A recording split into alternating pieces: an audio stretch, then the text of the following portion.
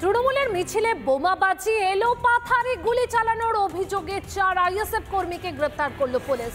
অশান্তির জেরে উত্তর 24 পরগনার দেগঙ্গায় নামানো হয় কেন্দ্রীয় বাহিনী। অভিযোগ, চাপাতলা পঞ্চায়েতের উপপ্রধান হুমায়ুন রেজা চৌধুরীকে ধারালো অস্ত্রের এলোপাথারি কোপ মারে 4 অভিযুক্ত। এদিকে রবিবার সন্ধ্যার ঘটনার পর থেকেই দেগঙ্গার গোসাইপুরে থমথমে পরিবেশ। নতুন করে উত্তেজনা রুখতে সোমবার সকাল থেকে এলাকায় মোতায়েন করা হয়েছে কেন্দ্রীয় বাহিনী। আইএসএফ এর দুষ্কৃতীদের হাতে জখম চাপাতলা পঞ্চায়েতের উপপ্রধানকে কলকাতার একটি বেসরকারি হাসপাতালে ভর্তি করা হয়।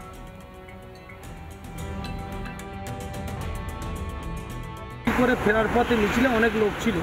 আইএসএফ এর কিছু ছেলে ওরা রেডি ছিল, পূর্ব পরিকল্পিতভাবে ছাদের উপর থেকে বোম চার্জ করে মিছিল ছত্রভঙ্গ করেছে। সেখানে দেগঙ্গা থানার অনেক পুলিশ অফিসাররা ছিল, এখানে আমাদের র্যাব সিআরপিএফরা ছিল, র্যাব ছিল, সেই তারাও পর্যন্ত দৌড়ে পালিয়েছে, এত বোম চার্জ করেছে। আইএসএফ বোমগুলি পিস্তলের রাজনীতির শিক্ষা দেয় না। নওশাদ সিদ্দিকী সৌজন্যবোধের রাজনীতির কথা বলে। আজকের যে দুর্ঘটনা ঘটেছে এর জন্য অত্যন্ত দুঃখিত এবং ব্যথিত। যে বা যারা এই অসামাজিক কাজের সঙ্গে যুক্ত, পুলিশ প্রশাসন আইন আদালতকে বলবো উপযুক্ত সাজার ব্যবস্থা করে আগামী দিন বোমগুলি পিস্তলের রাজনীতি, মারধরের রাজনীতি, হুমকির রাজনীতি বন্ধ হোক। সিউড়ি 1 নম্বর ব্লকের করিদ্ধা পঞ্চায়েত কার্যত হাতছাড়া হতে চলেছে বিজেপির। আর পঞ্চায়েতের উপপ্রধান সহ 2 জন যোগ দিলেন তৃণমূলে। লোকসভা নির্বাচন মিটতেই বীরভূমে দল ভাঙাচ্ছে তৃণমূল, অভিযোগ বিজেপির। বীরভূমের সিউড়িতে বিজেপিতে ভাঙন। সিউড়ি 1 নম্বর ব্লকের করিদ্ধা পঞ্চায়েত কার্যত হাতছাড়া হতে চলেছে বিজেপির। পঞ্চায়েতের উপপ্রধান সহ 2 জনের তৃণমূলের যোগ। লোকসভার ভোট পর্ব মিটতে না মিটতেই বীরভূমে দল ভাঙানোর কাজ শুরু করলো তৃণমূল, অভিযোগ বিজেপির। তৃণমূলের চতুরতার তো শেষ নেই।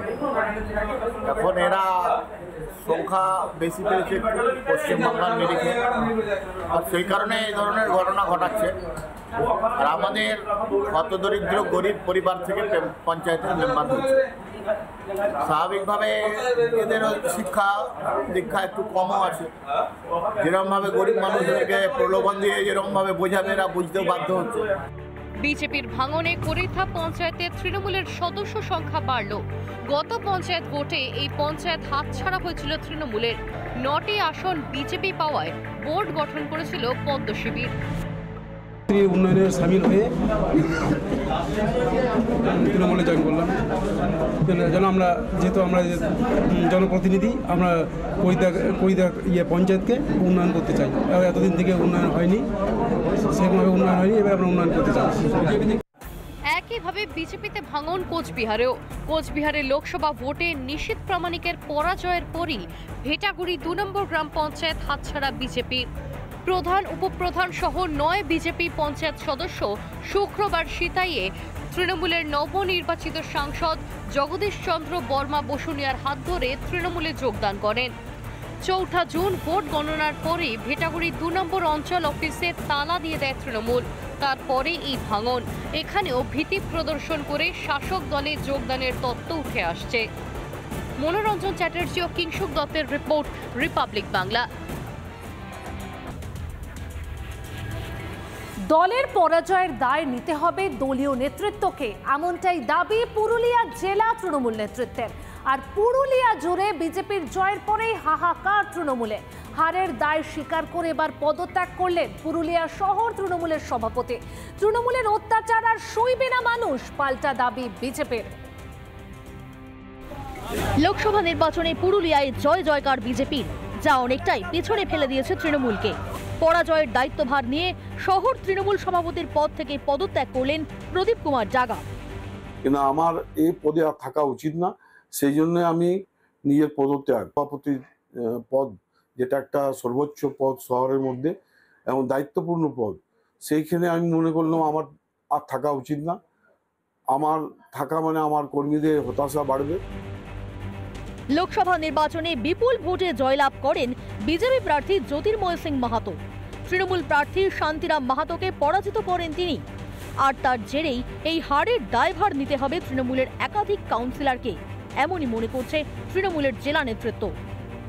এর দায়ভার বিশেষভাবে নিতে হবে পুরুলিয়া পৌরসভা তথা প্রত্যেকটা ওয়ার্ডের কাউন্সিলরদেরকে।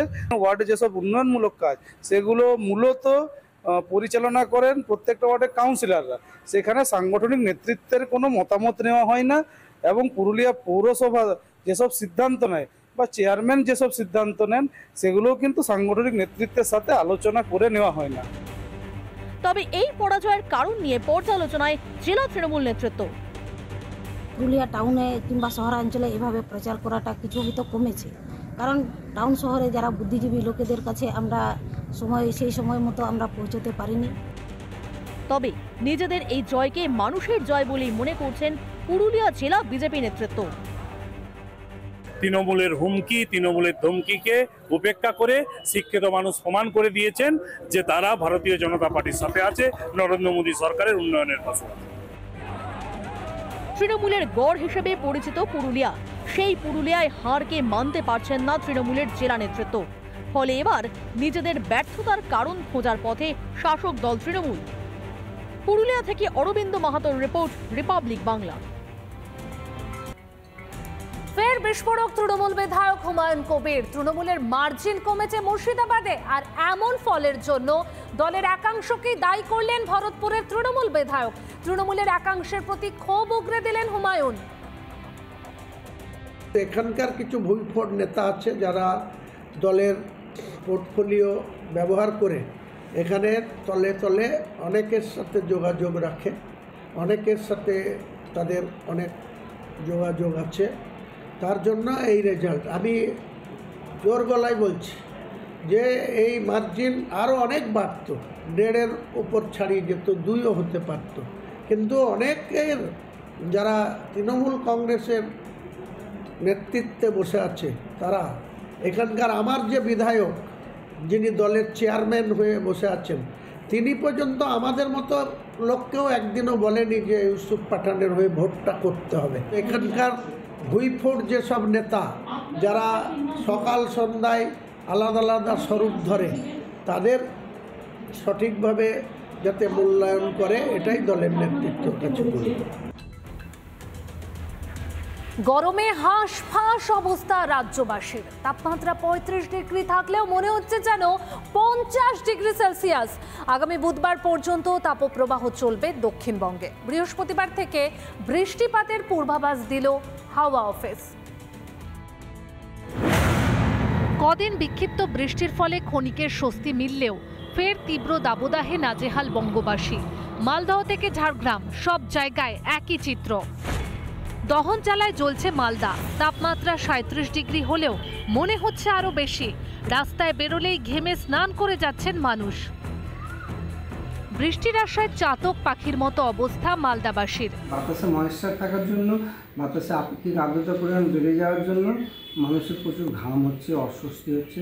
এই অস্বস্তি থেকে রিলিফ পেতে যদি বৃষ্টি হয়ে যেত, যেহেতু বৃষ্টি হচ্ছে না, সেহেতু মানুষ খুব কষ্ট পাচ্ছে। 43 ডিগ্রি তাপমাত্রায় পুড়ছে বাঁকুড়া।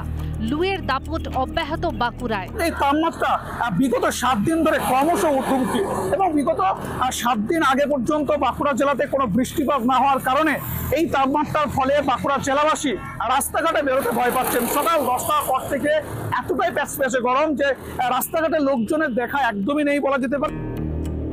নিত্য কাজে বাইরে বেরোনো দায় বাঁকুড়াবাসীর। একদম দুর্বিষহ অবস্থা, বাড়ি থেকে তো বেরোনোই যাচ্ছে না। আর আমরা সবসময় উপরের দিকে তাকিয়ে আছি কখন বৃষ্টি হবে, সেই আশাতেই বসে আছি। এরকম গরম বাঁকুড়া আগে দেখেছেন না? বিগত কয়েক বছর গরম পড়েছে, কিন্তু এরকম পরিস্থিতি মানে চরম দুর্ভোগের মতো পড়ে যেতে পারে। ঝাড়গ্রামের সর্বোচ্চ তাপমাত্রা 42 ডিগ্রি সেলসিয়াস। গরম থেকে বাঁচতে ছাতা, ডাবের জলে ভরসা মানুষের। ঝাড়গ্রামের সর্বোচ্চ তাপমাত্রা 42 ডিগ্রি সেলসিয়াসের কাছাকাছি, সাথে গুমট গরম লু অব্যাহত রয়েছে, তাতে নাজেহাল অবস্থা জেলাবাসীর। ঝাড়গ্রামে তাপমাত্রা বাড়ার সাথে সাথে দেখা যাচ্ছে রাস্তাঘাট একেবারে শুনশান হয়ে যাচ্ছে। 10টা বাজলেই রাস্তাঘাট শুনশান হয়ে যাচ্ছে। বিকেল 4টা পর্যন্ত রাস্তাঘাটে মানুষজন দেখা যাচ্ছে না। যানবাহন যথেষ্টই কম চলাচল করছে রাস্তাঘাটে। প্রচণ্ড গরমে ত্রাহি ত্রাহি অবস্থা ঝাড়গ্রামবাসীর। গরম, প্রচন্ড গরম, গরমে অসহ্য গরম, দেখা যাচ্ছে না। ব্যবসা সব ব্যবসা ভালো না গো, একদম ভালো না, খুব খারাপ। কি সমস্যা হচ্ছে গরম? গরমের সমস্যা আকপাক করছে, গা হাত জ্বালা করছে, রাত্রে ঘুম হচ্ছে না, খাওয়া হচ্ছে না। দক্ষিণবঙ্গে সবকটি জেলাগুলিতে আইদার আমরা হিটওয়েভ পাবো, নয়তো সিভিয়ার হিটওয়েভ অথবা হট অ্যান্ড হিউমিড ওয়েদার। এবং যেহেতু হট অ্যান্ড হিউমিড এত হিটিং, তো ন্যাচারালি তার সাথে সাথে যেটা আসে সেটা হচ্ছে কোথাও কোথাও আপনার আইসোলেটেড প্লেসে আমরা থান্ডারস্টর্ম, লাইটনিং, ঝোড়ো হাওয়া পেতে পারি। কারণ কথা হচ্ছে যে মনসুন কিন্তু ঢোকার এখনো পর্যন্ত কোনো সিমটমস আমরা দেখতে পাচ্ছি না। বুধবার পর্যন্ত বাঁকুড়া, বীরভূম, পশ্চিম বর্ধমান ও পশ্চিম মেদিনীপুরে তীব্র তাপপ্রবাহ চলার পূর্বাভাস দিয়েছে হাওয়া অফিস। তবে বৃহস্পতিবার থেকে দক্ষিণবঙ্গে হতে পারে বৃষ্টি। উত্তরবঙ্গের জেলাগুলিতে বিক্ষিপ্তভাবে ভারী বৃষ্টির পূর্বাভাসও দিয়েছে আবহাওয়া দফতর। রিপাবলিক বাংলা।